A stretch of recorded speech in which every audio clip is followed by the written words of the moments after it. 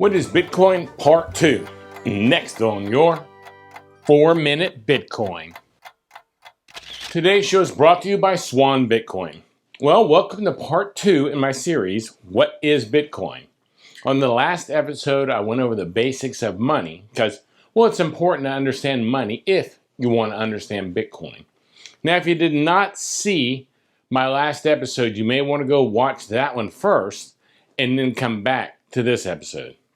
Now, in this episode, I'm going to try and explain the basics of the Bitcoin ledger system, which is known as the Bitcoin blockchain. Now, in today's world of computer technology, money, well, it's been digitized, and we've started dealing with numbers in computers instead of actual paper dollars. Digitization of our money makes it much easier to count, to move, and to store. Now, most of the money you use today is really, just like I said earlier, numbers in a computer. Now, think about it. What percentage of your income do you actually really touch in the way of physical money? You may have direct deposit for your paycheck, and then you probably pay your house payment or other bills online or with a check. You probably use credit cards or debit cards for your everyday expenses. So the amount of physical paper money that you actually touch, well, is probably a very, very small percentage. You're using digital money every day, you just don't think of it as digital money. Now, in some countries, they have done away with paper money altogether. They don't use paper money anymore. In these countries, they only use digital money. And to make it simple, Bitcoin is a digital money. But it's not controlled by the United States government or any government for that matter. It's known as a decentralized currency. In the past, there was always a major problem with creating a decentralized digital currency that really no one was able to figure out, and that was the double spin problem. You see, digital money is really just a digital computer file. And if you have a computer file, a digital computer file, like an image, as a JPEG or a PNG file, you can easily make a copy of that file with a click on your mouse. Just one click and wham, you have a copy. So if you have a computer file that represents $1, well, what would stop someone from copying that like 5 million times and creating $5 million for themselves? That was the biggest problem in the creation and use of a decentralized digital currency. And as I said, that is the double spin problem. Now the banks, well, they have a solution to the double spin problem. They use a centralized ledger system, which the ledger system keeps track of who owns what. Centralized ledger systems are what the world, well, has been using for many, many years. Now this ledger system tracks how much you put in the bank, and it tracks how much you take out of the bank or spend. And since we trust the banks, and the banks, well, of course, they trust their computers, this centralized solution works, and it has worked in the United States without too much bugs or too many problems for many years. Now, in 2008, a researcher published a paper describing how to solve the double spend problem without using a centralized solution. In other words, without a bank or any third parties being involved. This person went by the name Satoshi Nakamoto. Now, no one knows who Satoshi Nakamoto was. Satoshi Nakamoto could be a man, it could be a woman, it could be a group of people, but no one knows. But the paper that was written by Satoshi Nakamoto describing how to solve the double spend problem without using a centralized solution. And Satoshi Nakamoto, he was writing about the Bitcoin when he wrote that.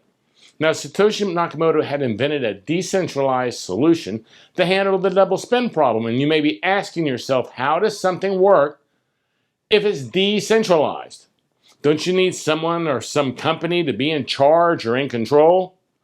Well, you probably use a decentralized service every day that works perfectly well, but you just never thought about it that way. And that's the internet.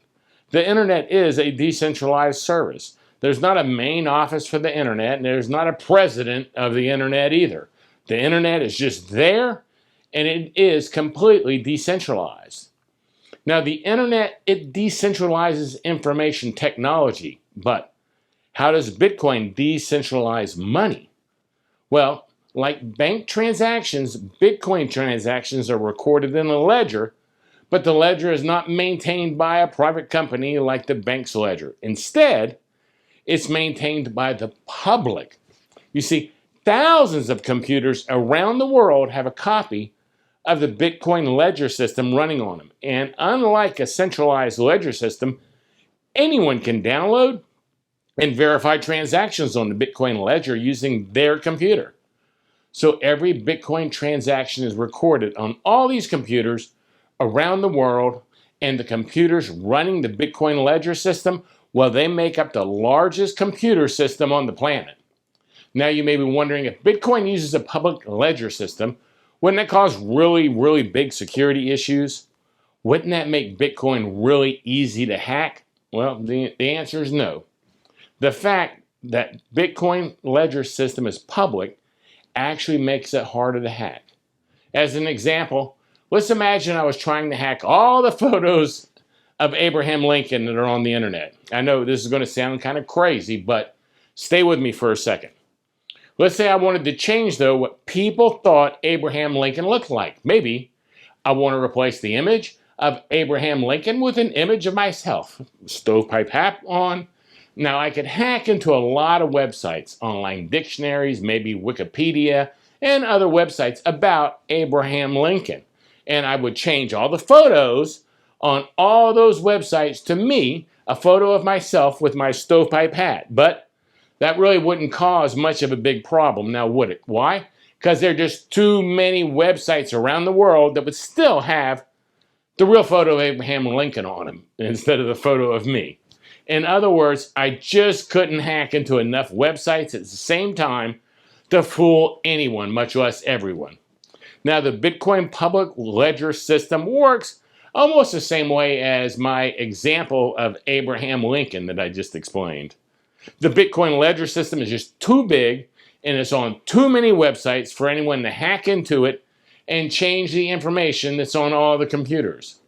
The Bitcoin public ledger system, which was created by Satoshi Nakamoto, it's called blockchain. And even people who don't have faith in Bitcoin will always say, "Oh, that blockchain, that's a great new technology. I love blockchain." So now you know that Bitcoin is digital, and you also know that Bitcoin is decentralized and uses the blockchain to confirm transactions. So let's answer the question, what is Bitcoin? Well, Bitcoin is a decentralized digital currency. Since Bitcoin doesn't have a home country or a country of origin, it has some benefits that fiat currencies do not offer. If an economy somewhere in the world fails or a government changes over, Bitcoin won't be affected like a fiat currency, since Bitcoin is a worldwide currency. Now, if you watch both episodes of my What is Bitcoin, you should now have a basic understanding of what Bitcoin is, how Bitcoin actually works. So please let me know your thoughts in the comments. In this episode, well, it's brought to you by Swan Bitcoin. Now, Swan Bitcoin allows you to buy Bitcoin with dollar cost averaging, and most people will say that's the best way to buy Bitcoin. Now, you can buy as little as $10 worth of Bitcoin at a time, too. That's a great thing. I'm an advisor to Swan and even own a small piece of the company, so you know I'm going to love what they're doing. Now, if you use the link, swanbitcoin.com/Gary, you can receive $10 worth of Bitcoin free. So take a moment and take a look at swanbitcoin.com/Gary today. I'm Gary Leland, the Bitcoin Boomer, and thanks for joining me on episode 2 of What is Bitcoin? This is a BitBlockBoom.com production.